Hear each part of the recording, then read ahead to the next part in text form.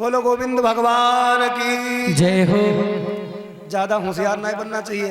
एक गांव में एक औरत बहुत होशियार, एक औरत बहुत होशियार और उसके पति इतने होशियार नहीं। वे बेचारे भैया हम सबसे छोटे और गोबर कूड़ा भैंसीन किसानी पानी कतरा है पूरी महाराज दोपहरी हुई जाए उन्हें।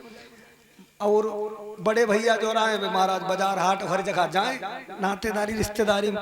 तो पत्नी ने कही जा बताओ जैसे बड़े बड़े भैया तुम्हारे सब जात हाट बाजार हो हर चीज सौदा खरीद लाओ और तुम कबू नहीं जा सकत बाजार अपने आप जाओ कोई सौदा खरीद लाओ। तो वो कहने लगो हम बाजार का ना जाई काहे ना जियो हम भाव ना कर पाओ तो कोई चीज। पत्नी कहने लगी भाव ना कर पाओ कोई बात ना तुम जाओ और कोई चीज तुम्हें पसंद आ जाए तो वही को भाव पूछियो। दुकानदार जितने पैसा बतावे उसके ठीक आधे पैसा लगाइयो और जब भाव बन जाए तो ज्यादा खरीद लियो कोई चीज। पहली बार पत्नी की बात मानी कि बाजार गए। जैसे ही बाजार पहुंचे तो बरसात के दिन थे कुछ छाता पसंद आओ। छाता की रेट पूछी भैया कितने को है। पुरानो जमाना तो उसने कही 20 रुपया। तो उन्हें पत्नी वाली बात याद आई गई तो कहने लगे 20 क्या दे 10 रुपया लियो। तो वो कहने लगे 10 रुपया हम तो नहीं देंगे भैया यदि तुम्हें ले नहीं हुई तो तुम 16 रुपया दो चलो ले जाओ। तो उसने कही 16 रुपया 8 रुपया लियो। अरे उसने कही पागल हो का तुम्हें अगर ले नहीं हो तो ज्यादा मतलब मूड मत खराब करो दुकान अभी खोली पाई तुम आएंगे चलो तुम्हें ले नहीं हो चलो तुम ऐसा करो 14 रुपया दो ले जाओ तुम छाता। तो वो कान लोगो तो 7 रुपया दी। दुकानदार बोलो पागल हो 7 रुपया कैसे दे दी। यदि तुम्हें भैया लेना हो देखो बोहनी का समय है और तुमसे कोई हम मुनाफा नहीं लेंगे चलो तुमने जो कही रहा है शुरुआत में 10 रुपया देता है चलो तुम 10 ही लाओ ले जाओ भैया ले जाओ तुम्हारे हाथ से बिक जाए ले जाओ। तो दुकान लोगों तो 5 रुपया दिए। तो दुकानदार ने कही फ्री में काहे नहीं ले जा। तब कहा लोगों तो दू लीजिए। अब जब एक छाता जैसी चीज एक भाव में टिके बिना ना मिल सकते तो भक्ति भावना में यदि पवित्र भावना नहीं होगी भाव नहीं अच्छा होगा तो भगवान कथा कैसे पल्ले पड़ेगी। बोलिए गोविंद भगवान की जय। क्या सुना रहे थे माताओं बहनों बताइए जरा। भगवान का 12वां अवतार है धनवंतर ऋषि का अवतार। कलश लेकर के प्रकट भय अमृत बांटना चाहिए देना चाहिए था देवताओं को लेकिन छीन ले गए राक्षस अमृत। तो भगवान ने फिर एक 13वां अवतार लिया मोहिनी अवतार। सुंदरी बन करके आए और ऐसा मोह जाल फैला दिया मुस्कुरा दिए राक्षसों की तरफ। राक्षस सर्वस्व न्यौछावर करने को तैयार हैं। तो वो कलश ही दे दिया और देवी तुम मेरे साथ हो जाओ।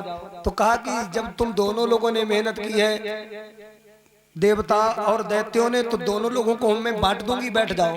एक तरफ देवता बिठा एक तरफ राक्षस।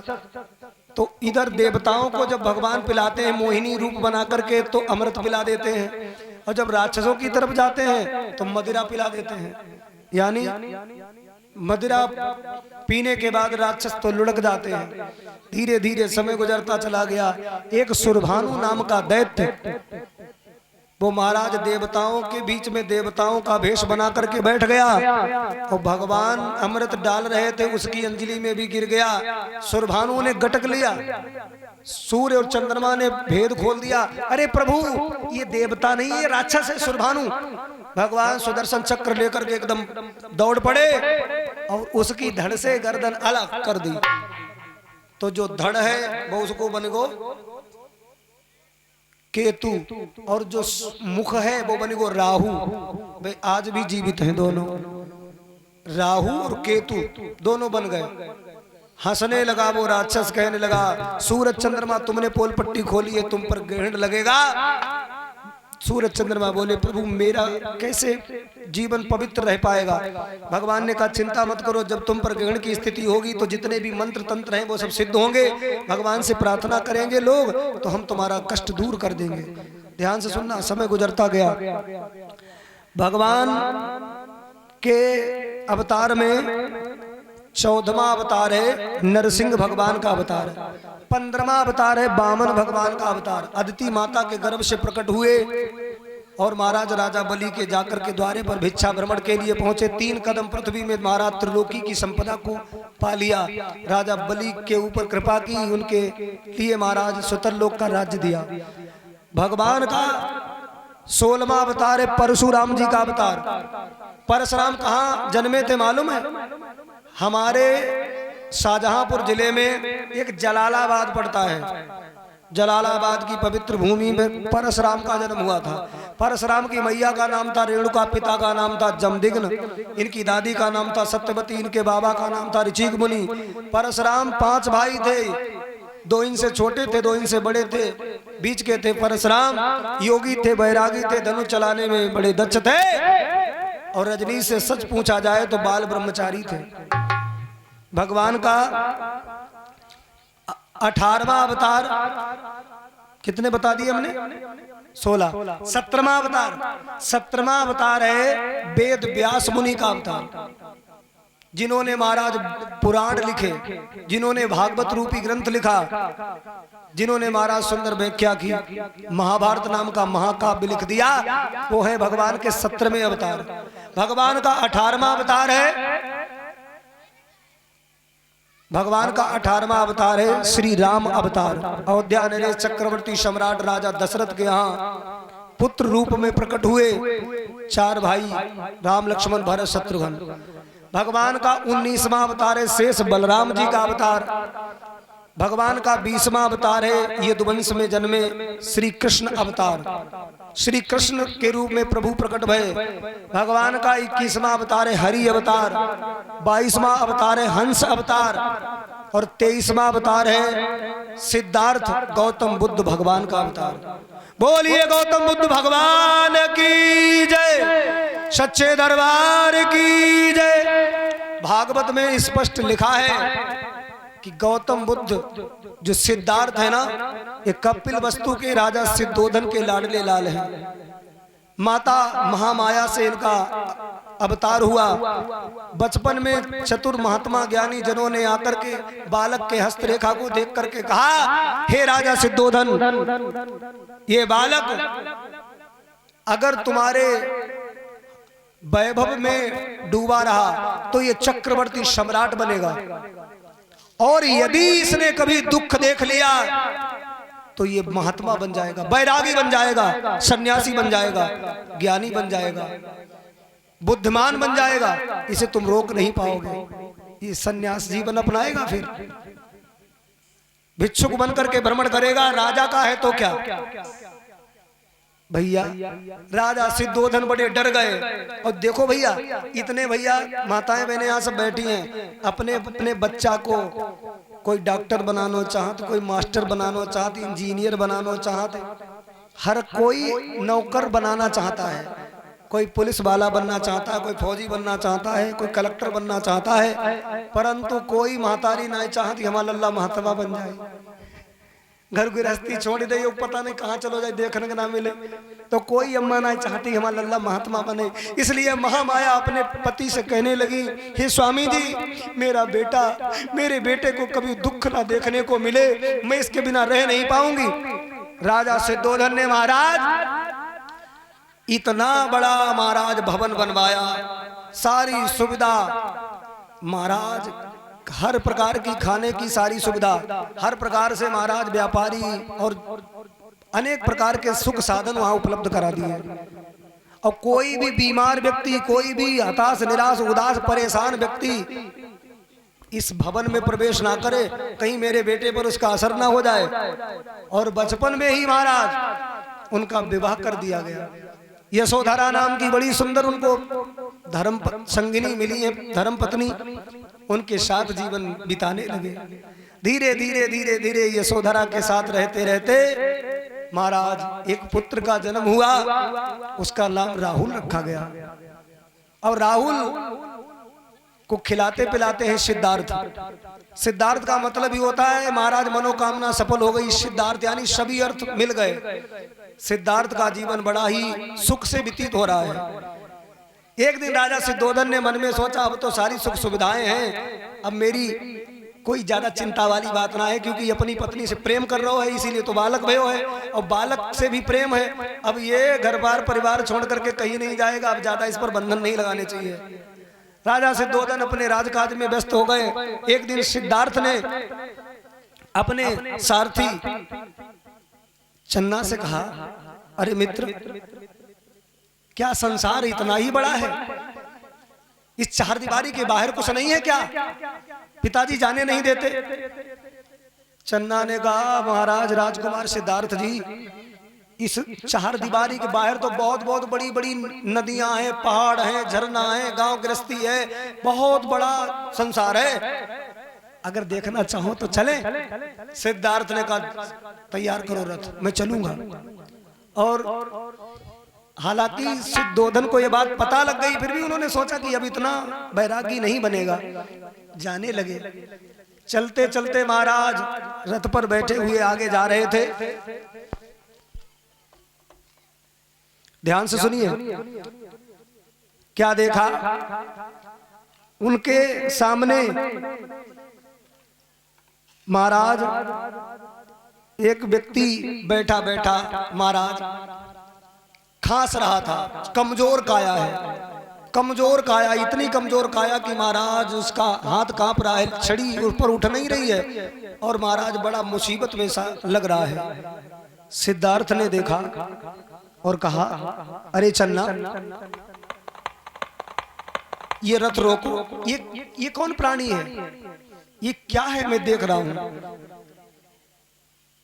चन्ना ने कहा, राजकुमार सिद्धार्थ, आप इस समय तरुण हैं, जवान हैं, और ये जो बुजुर्ग बैठे हैं ये वृद्ध हो गए हैं। एक दिन ये भी हमारे तुम्हारे जैसे ही थे, लेकिन आज इन पर बुढ़ापा आ गया, इनके पास कोई बैठना नहीं चाहता।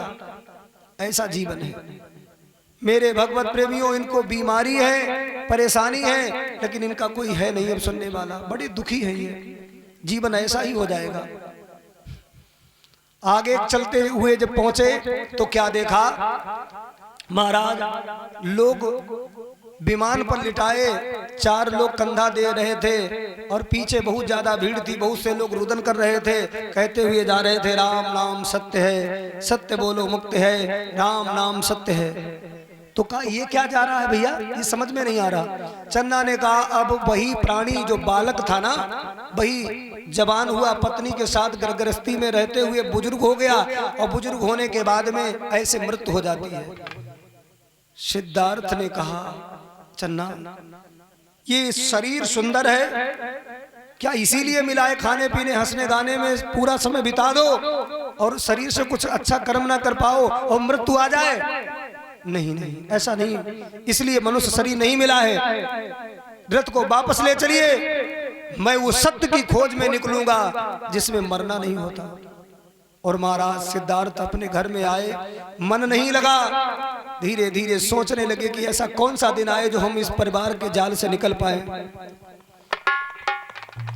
समय गुजर गया, पत्नी को देखते हैं, बच्चों को देखते हैं, फिर रुक जाते हैं। 1 वर्ष ऐसे उनका व्यतीत हुआ, लेकिन जिसके अंदर फकीरी भरी होती है वो अमीरी को महत्व नहीं देता। एक दिन रात्रि में महाराज अपनी पत्नी और बच्चे को सोता हुआ छोड़ करके सिद्धार्थ दरवाजा खोल करके महाराज और महल से उतर आए कि फकीरी जिसको भाई है अमीरी त्याग देता है, फकीरी जिसको भाई है अमीरी त्याग देता है।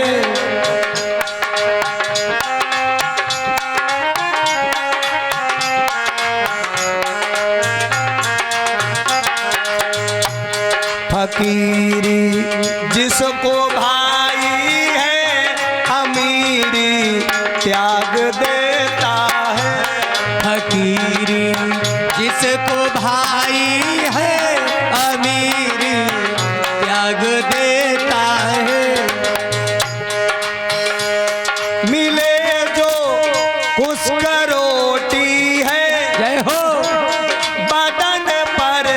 एक लंगोटी है, मिले जो स्वस्थ रोटी है, बदन पर एक लंगोटी है।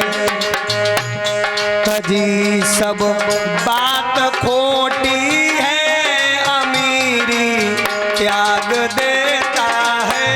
फकीरी जिसको भाई है, अमीरी त्याग देता है।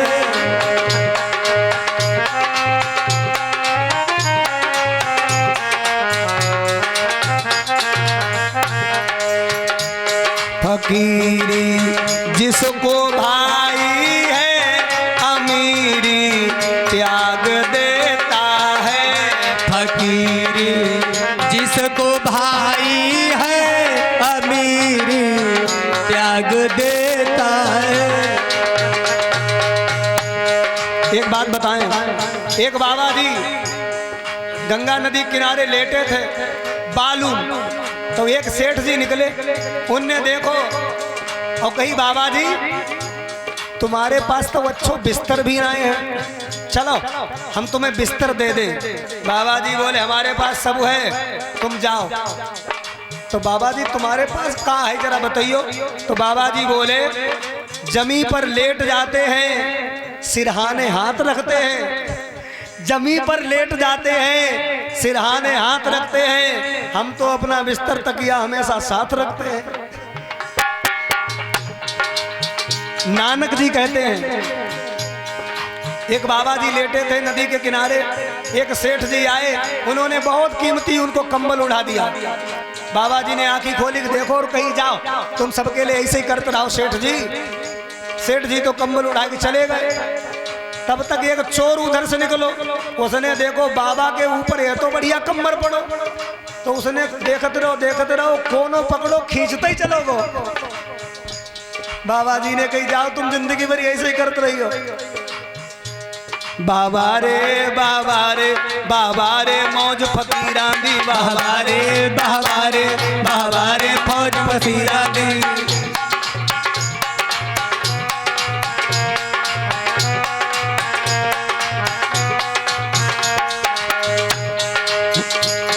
और कभी तो ओढ़ई साल दुसाला, कभी तो ओढ़े साल दुसाला, कभी तो ओढ़ई साल दुसाला, कभी तो ओढ़े साल दुसाला।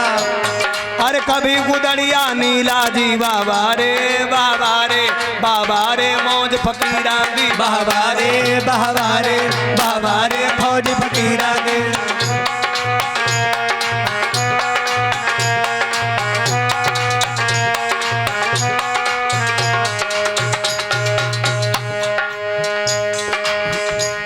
अरे मंग तंग के भोजन खाने, मंग तंग के भोजन खाने, मंग तंग के भोजन खाने, मंग तंग के भोजन खाने।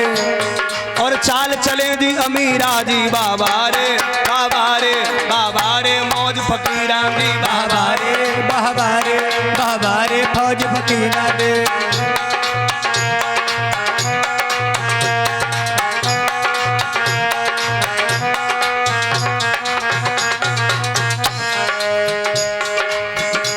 बाबा रे बाबा रे बाबा रे मौज फकीरा दी, बाबा रे बाबा रे बाबा रे मौज फकीरा दी। बाबा रे बाबा रे बाबा रे मौज फकीरा दी, बाबा रे बाबा रे बाबा रे मौज फकीरा। और बेई महाराज सिद्धार्थ राजकुमार जब निकल गए और जाकर के महाराज सत्य की खोज में बैठ करके ध्यान लगा करके सारे संसार का महाराज स्रोत जाना कि आखिर क्या होता है, समाज को किस प्रकार से महाराज दिशा निर्देश दिए जाएं। और बेई महाराज जब ज्ञान से संपन्न हो गए, बेई सिद्धार्थ महात्मा गौतम बुद्ध के नाम से जाने गए, जिन्होंने पंचशील सिद्धांत दिए, जिनको महाराज समाज में बड़ा ऊंचा स्थान प्राप्त है। देश नहीं विदेश में भी महाराज गौतम बुद्ध के नाम से लोग भारत की भूमि को प्रणाम करते हैं। श्रीलंका, चाइना और ऐसा कोई देश नहीं जहां मेरे गौतम बुद्ध भगवान का मान सम्मान और नाम ना हो। मेरे भगवत प्रेमियों, ध्यान देना, गौतम बुद्ध ने जो समानता का अधिकार दिया, साक्षात वो महाराज जीवन के लिए बहुत ही कारगर है। जब समाज में महाराज सभी का सम्मान होगा तभी समाज आगे बढ़ेगा और सभी का उसी से उद्धार होगा। बोलिए वृंदावन बिहारी लाल की जय हो, गौतम बुद्ध भगवान की जय। ये 23वां अवतार भागवत में लिखा है, 24वां अवतार कलयुग में होगा, अभी हुआ नहीं है। जिला संभल में विष्णु इस ब्राह्मण के घर में मेरे प्रभु कलंकी अवतार के रूप में प्रकट होंगे। जब पृथ्वी पर अत्याचार, पापाचार, अनाचार, भ्रष्टाचार बढ़ेगा तो उसका समापन करने के लिए, खात्मा करने के लिए, धर्म की स्थापना करने के लिए भगवान प्रकट होंगे। क्योंकि गीता में भगवान ने कहा है, यदा यदा हि धर्मस्य ग्लानिर्भवत भारत अभ्युत्थानम् अधर्मस्य तदात्मानं सृजाम्यहम् परित्राणाय साधूनां विनाशाय च दुष्कृतां धर्म संस्थापनार्थाय संभवामि युगे युगे।